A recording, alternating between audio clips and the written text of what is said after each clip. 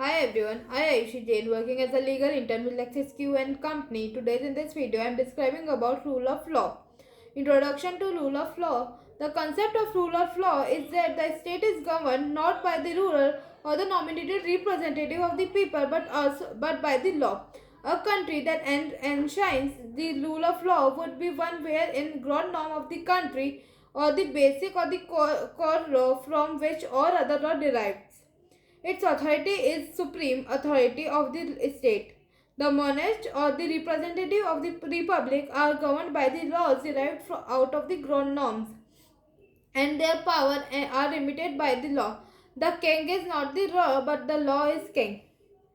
The origin of the rule of law theory can be tracked back to the ancient Roman during the formation of the First Republic. It has since been championed by several middle thinkers in Europe, such as Huck, Locke, Rousseau, through their social contract theory. Indian philosophers such as Chanakya has imposed the rule of law theory in their own way by maintaining that the king should be governed by the word of law. The former origin of the word is arbitrated by the Sir Edward Coke and is derived from the French phrase a principe legalite, which means the principle is legality. The firm basic for the rule of law theory was expounded by A.V. Dices, and his theory on the rule of law remained the most popular. Dicey theory has three pillars based on the concept that a government should be based on principle of law and not of the man. These are first supremacy of law. This has always been the basic understanding of rule of law that propound that the law rules over all, including the person administrating the law. The thinker need to give reason that can be justified under the law while exercising the power to make the administrator the law. Equality before the law. Second point, while the principle of supremacy of law set in place check and balance over the government on making the administrating the law, the principle of equality before law seek to ensure that the law is administered and enforced in a just a manner. It is not enough to have a fair law, but the law must be applied in just manner as well. The law cannot discriminate between the people in matter of sex, religion, race, etc. This concept of law has been codified in the Indian Constitution under Article 14 and the Universal Declaration of Human Rights under the Preamble and Article 7. Third point, predominance of legal spirit. In including this as a requirement for the rule of law, Dicey believes that it was sufficient to simplify and include the above two principles in constitution of a country, or it's another law for the state to be one in which principle of rule of law are being followed. There must be an enforcing authority, and Dicey believes that this authority could be found in the court. The court are enforce of the rule of law, and they must be impartial and free from external influence. Thus, the freedom of the judiciary become an important pillar to the rule of law. In modern paradise, rule of law has come to understood as a system which has safeguard against official arbitrariness, prevents anarchy, and allows people to plan the legal consequence of their actions. Theoretical application of rule of law in India. India adopted the common law system of justice delivered which owes its origin to British jurisprudence, the basic of which is the rule of law. Dicey famously maintained that Englishman does not need administrative law or any form of written law to keep checks on the government, but that the rule of law and natural law would be enough to ensure the absence of executive arbitrariness. While India also follows the concept of natural law, there are formal and written law to ensure compliance. The Constitution of India intended for India to be a country governed by the rule of law. It provides that the Constitution shall be the supreme power in the land and the legislature and the executive derive their authority from the constitution.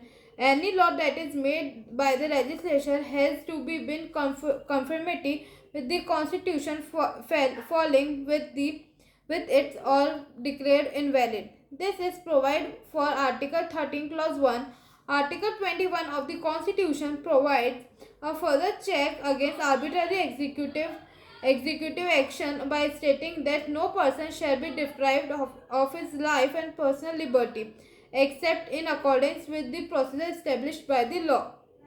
Article 14 of the Constitution ensures that all citizens are equal, that no person shall be discriminated on the basis of sex, religion, race, or place of birth. Finally, it ensures that there is a separation of power between the three wings of constitution of the government, the executive and the legislature, and has no influence on the judiciary. By this method, the constitution fulfills all requirements of Dicey's theory to recognize a country following a rule of law. The Supreme Court of India has further strengthened this mechanism through its various judgments, the foremost of them being ADM Jabalpur versus Shivkant Shukla. In this case, the question before the court was whether there was any rule of law in India apart from Article 21. This was in constant of suspension of enforcement of Article 14, 21 and 22 during the promulgation of an emergency. The answer of the majority of the bench was in negative for question of law. Most famously, in the case of Keshwanand Bharati versus State of Kerala, the Supreme Court held that the rule of law is an essential part of a basic structure of constitution and as such cannot be amended by any parliament of act of parliament, thereby showing how the law is superior is all other authority of the man.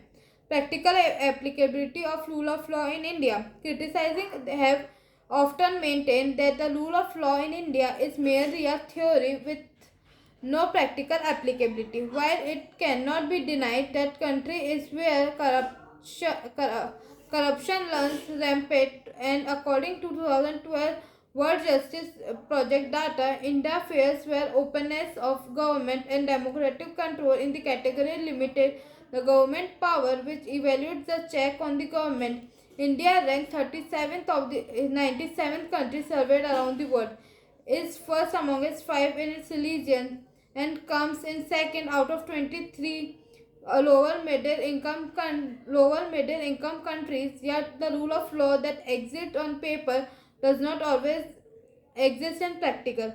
When it came to procedural effectiveness, India fares poorly. In category of absence of corruption and order and security, India ranked 83rd and 96th globally. The rule of law is actively by the court in interpretation of law. It's rightly by the Supreme Court in case of Union of India versus Raghuveer Singh that it is not matter of doubt that considerable degree that governs the lives of person and regulate the state function follows a decision of the superior courts. Most famously in this case of Menka Gandhi versus Union of India, the court ensured that the exercise of power in arbitrary manner by the government would be infringed the right of a people. In case of Keshwanand Bharati versus State of Kerala, the court ensured that the law could not be made that especially to against the rule of law by saying that it was a basic structure could not be breached. Thank you.